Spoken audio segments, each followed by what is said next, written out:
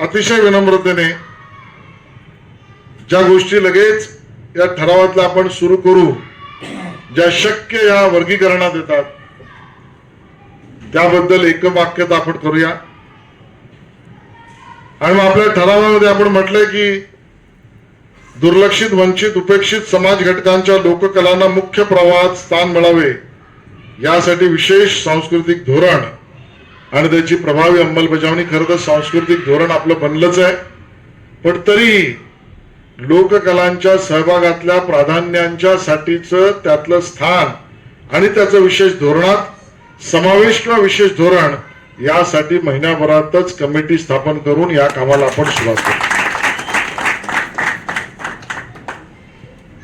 अपेक्षा आपली लोककलांचे जतन व पुढील पिढ्यांसाठी दस्तावेजीकरण करण्याच्या उद्देशाने ध्वनिमुद्रण, चित्रीकरण, डिजिटल संग्रहालय व अभिलेखागारे उभारण्यात यावेत. खरं तर तो काळ आता गेलाच की इमारत बांधून काही काही अभिलेख, त्याचा विरोध नाही मला, पण आता सगळं माहिती तंत्रज्ञानाच्या आधारावर, कारण मी आता येताना MKCLच्या ऑफिसला भेट देऊन आलो आणि तिथे याची चर्चा करून आलोय. कारण तंत्रज्ञानाच्या माध्यमातून जगात प्रत्येक व्यक्तीच्या हातात आपली लोककला पोहोचवण्याची संधी सुद्धा आहे. त्यातनं त्यांची आवड निर्माण होईल आणि मग ते प्रत्यक्ष आपल्या लोककलांमध्ये सहभागी द्यायला येऊ शकतात. आणि काही तर तंत्रज्ञानाचे, मी लोककलांबद्दल सांगत नाही, मी सर्वसाधारण सांगतोय, काही तंत्रज्ञानाचे एवढे फायदे आहेत की मी इथे बोलतोय मराठीमध्ये, पण ज्या वेळेला इथे ते रेकॉर्ड होऊन प्रत्यक्ष बघणाऱ्याला त्या प्लॅटफॉर्मवर तंत्रज्ञानाचा वापर करून घेतला तर जो ऐकणारा समजा फ्रेंचच्या भाषेत असेल तर माझे लिप्स त्याला फ्रेंचच्या भाषेत सांगतील. या पद्धतीचे सुद्धा तंत्रज्ञान आलंय.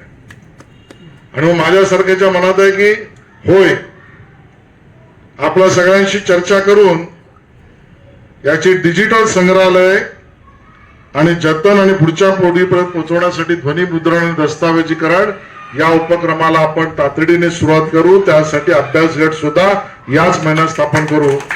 आणि तुमच्या सगळ्यांची सहमती असेल तर त्याला तंत्रज्ञानाची जोड देऊन जगभरातल्या नायजेरिया, नॉर्वे पासून कॅलिफोर्निया पर्यंत कोणाला आमचं तमाशा बघायचा असेल, आम्हाला दशावतार बघायचा असेल, आमची झाडीपट्टी बघायची असेल तर त्याला लाईव्हली त्यांच्या भाषेत कळेल असं तंत्रज्ञान सुद्धा निर्माण करू आपल्या सगळ्यांच्या सहमतीने.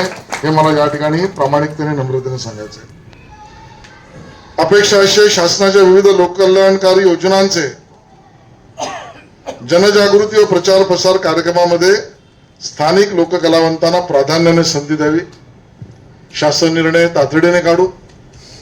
विविध विभागातील प्रचार जनजागृतीची जी कामं होतात, पर्यावरण असेल, शिक्षण असेल, एखादा विकासाचा प्रोजेक्ट असेल, या सगळ्यामध्ये लोककलावंतांना प्राधान्य दिलं पाहिजे. हा शासन निर्णय तातडीने आपण त्या ठिकाणी निर्गमित करू. त्याचा सुद्धा निर्णय या ठिकाणी करता येईल. 3-4 विषय एकत्रित उरलेले जे आहेत त्यामध्ये मला काही गोष्टी स्पष्ट करायच्या आहेत. काही गैरसमज असतील तर ते दूर केले पाहिजेत. खरं तर माझी अपेक्षा होती की या आपल्या संवादामध्ये माझ्यासाठी नाही पण आपल्या चांगल्या प्रयत्नांची पाठराखण करणारे आपण आहोत, म्हणून जो निर्णय परवा मी विधानसभेत घोषित केला त्याच्याबद्दल अभिनंदन प्रस्ताव यावा, पण गैरसमजामुळे तो नसेल आला.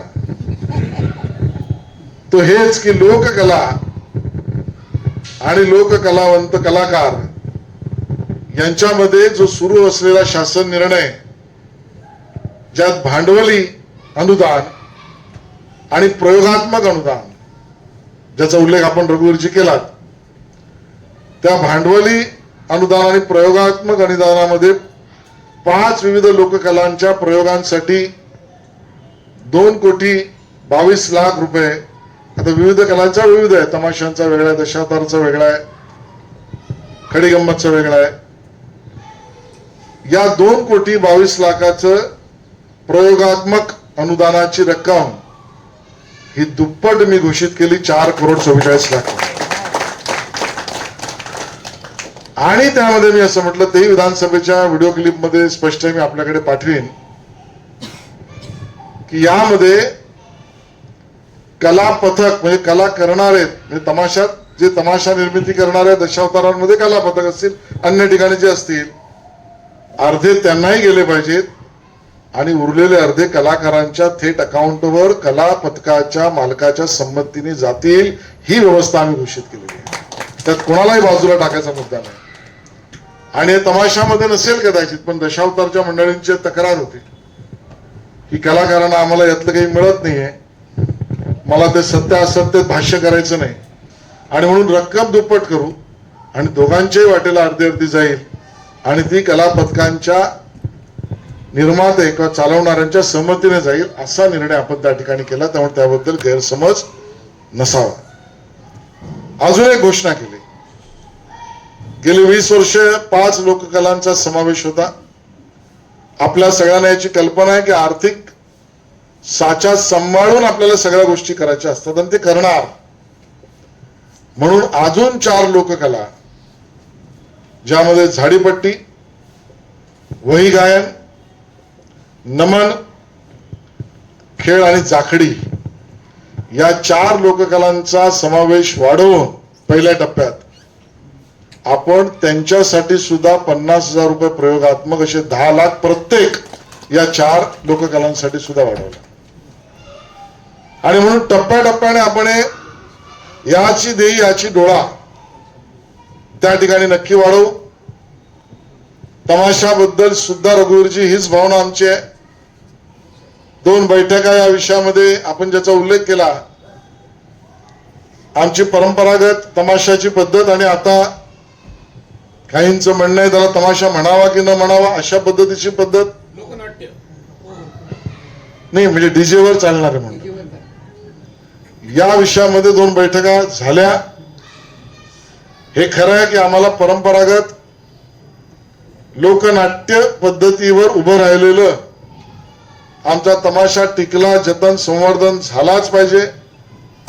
आणि त्यासाठी सुद्धा या 2 बैठकीतल्या मिनिट्स आणि आता शेवटची एक्सपर्टची कमिटी जी नेमली आहे त्याच्यावर आपल्याशी चर्चा करून अंतिम निर्णय तुमच्या मनातला आहे तो करण्याच्या दिशेने आम्ही काम करतो आहोत.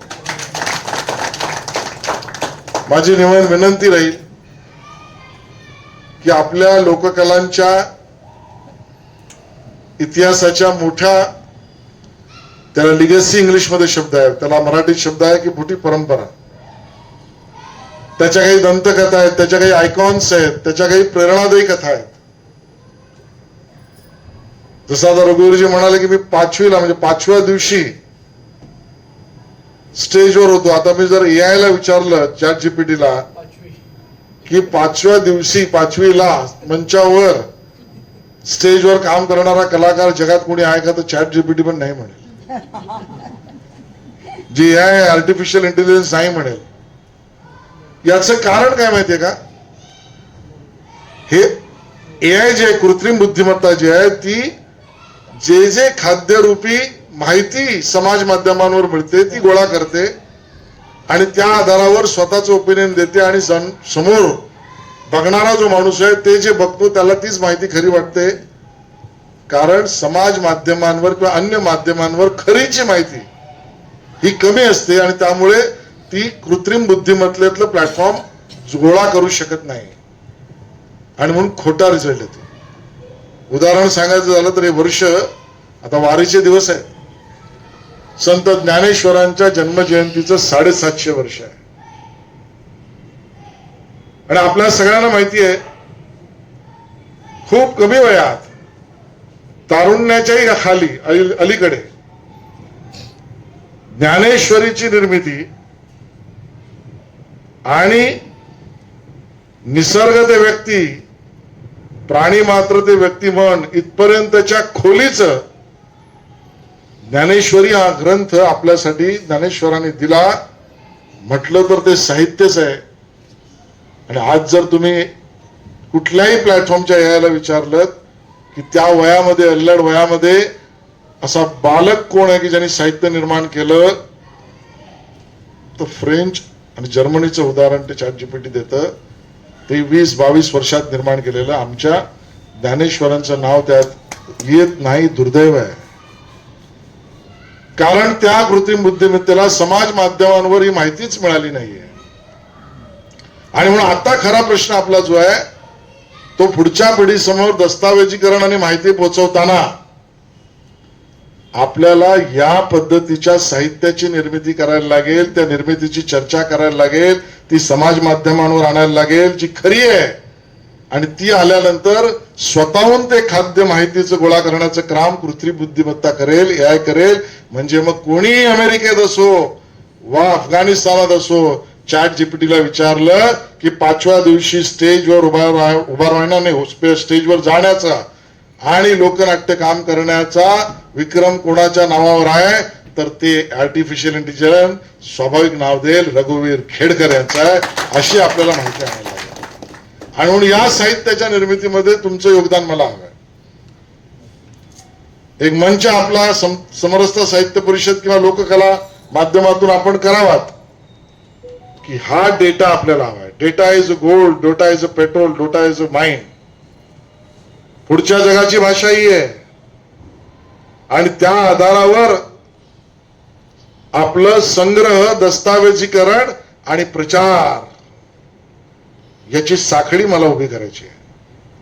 आणि त्यासाठी तुमचं योगदान हा डेटा कलेक्शन, साहित्य निर्माण, प्रसंग वर्णन, टिपण, लेख, पुस्तक, आत्मचरित्र अशा कुठल्याही पद्धतीने लिहिण्यासाठी मी आपल्याला विनंती करत आहे. एक एक लोककला, एक एक इतिहास आहे.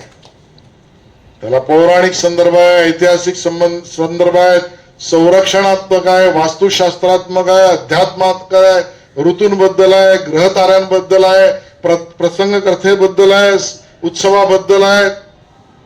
त्या सगळ्याचं काही पुस्तकं आलेत माझ्या पाहण्यात.